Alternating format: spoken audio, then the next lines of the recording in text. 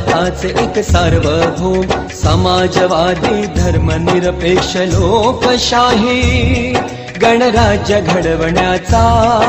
व त्याच्या सर्व नागरिकास सामाजिक आर्थिक व राजनैतिक ज्ञान विचार अभिव्यक्ती विश्वास श्रद्धा व उपासना